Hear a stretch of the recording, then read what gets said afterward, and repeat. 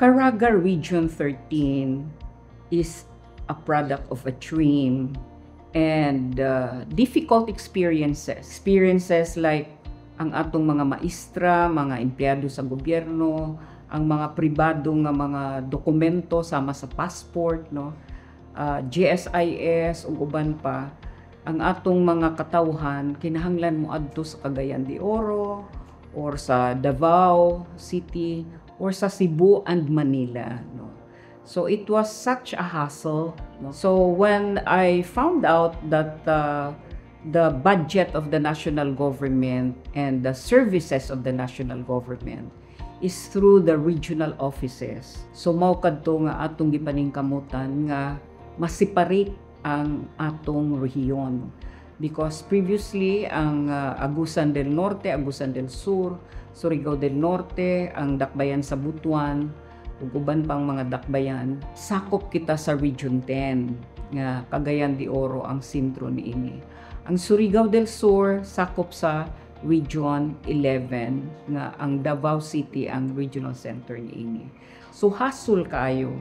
Ug nakita nako nga ang progreso o kauswagan magsugod gyud ni sa mga regional centers. So I saw to it nga malahi ang atong rehiyon ug nagkahiusa kami sa mga kongresista sa Caraga Region o duha ka Agusan ug duha ka Surigao nga mo-file kami og bill.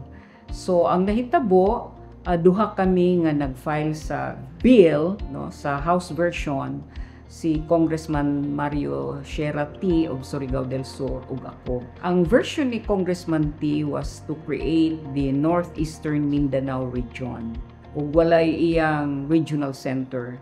In my version, I put there as creating Region 13, no, ug ang Butuan City ang regional center niini. So ang atong version mao ang naaprubahan. So mao kana mga kaigsunan that I become the principal author, no. Of course Congressman T is also another principal author, but my version was followed. So 30 anyos na kita nga nahimong rehiyon, no? So atong nakita ang mga benepisyo, what are the benefits that we are enjoying as a region. So primero, regional offices were built or were created here in Butuan as the regional center, and I compromised the regional office of the DNR will be in Agusan del Sur kay mao man ni ang source sa or dako nga timberland, no? Then ang Bureau of Fisheries and Aquatic Resources, ang Bureau of Mines ug ang PNP Regional Training Center ug lakip ang Regional Hospital dito kini gitukod sa Surigao City. Unya ang regional or ang medical center sa DOH dito gitukod sa Surigao del Sur, dito sa Tandag. The chairman of the Committee on Health that time also was Congressman T, no? So ingon niya na ang distribution sa mga regional offices, but syempre Butuan as the crossroad, no? Angayan gyud pod nga ang Butuan ang regional center because this is the center of the whole region. Siya ang crossroad, meaning labyanan sa mga biyahero paingon sa nagdalaing dapit sa Mindanao. Ikaduha nga benepisyo is kada tuig duna na gyud tay allocation sa infrastructure, no, pananglitan sa DPWH Caraga, duna na tay allocation for the construction, maintenance and operation of the national highways, national roads, national bridges, drainage and other foreign funded projects.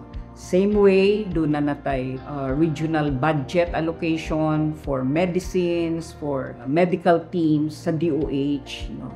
Same way, kung pila ang mga eskwelahan nga itukod sa nagkalain-laing rehiyon, siguro usab sa population, sa student population, no?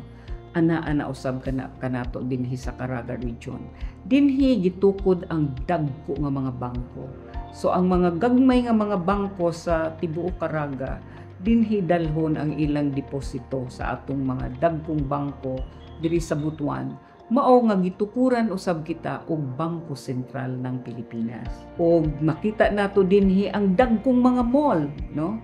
Mao kana ang usa sa dakong benepisyo sa Dakbayan sa Butuan as the regional center, kay dili lang mga trabaho ang nahatag sa atong mga katawhan sa mga regional offices, dili moubos sa 300 ka mga workers ang natagaan og trabaho sa atong regional offices. So gibana-bana nga adunay 20,000 plus nga mga nakatrabaho sa atong nagkalain-laing regional offices, which bring closer to the people the services, the programs, and the project and the budget of every national agency. Another benefit dinhi sa Butuan, gidala ang salapi sa mga katawhan sa rehiyon, no? And part of Northern Mindanao. Kay dinhi man sila mosakay sa eroplano. Dinhi sila mag-shopping. Diri sila mo puyo sa mga hotel, no?